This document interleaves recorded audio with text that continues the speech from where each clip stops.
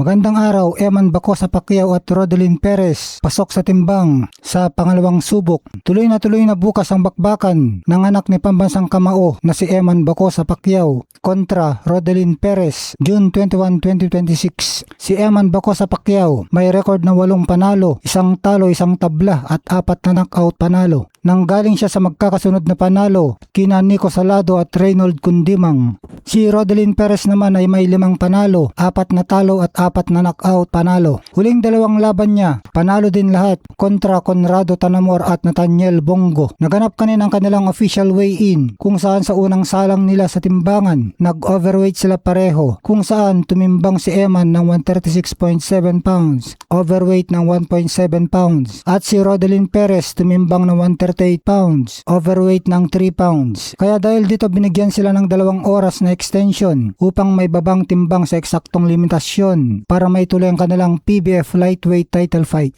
Kung saan matagumpay naman silang pareho na makuha ang tamang timbang sa pangalawang salang. Parehas silang pumasok ng sakto sa timbang ng lightweight division na 135 pounds. Kaya dahil dyan tuloy ng kanilang salpukan para sa PBF lightweight championship belt sa DRP Sports Complex sa Muntinlupa City. Itong laban nila bukas ay rematch nila. Nung una nilang laban ay nanalo si Eman via majority decision pagkatapos ng 6 na round. Dikit ang unang laban nila at ito nga ang pangunahing dahilan kung bakit inaabangan ng mga tagahanga ang kanilang rematch para sa PBF lightweight championship. Oportunidad ito ni Eman Bacosa Pacquiao na maging kauna-unahang anak ni Manny Pacquiao na makasungkit ng isang professional boxing title belt. Samantala, Oscar Colasso, laban na rin bukas. Mga titulo niya hindi nakasalang. Bukas na rin nga ang laban ni WBO, WBA at Ring Magazine minimum weight champion Oscar Colasso ng Puerto Rico, June 21, 2026 oras sa Pilipinas. Mga katapat niya si Neider Valdez ng Mexico. Siya ang humalili bilang last minute replacement matapos umurong ang original na kalaban na si Joey Canoy ng Pilipinas dahil sa issue sa visa. Dahil biglaan ang pagpasok ni Valdez at hindi niya nakuha ang 105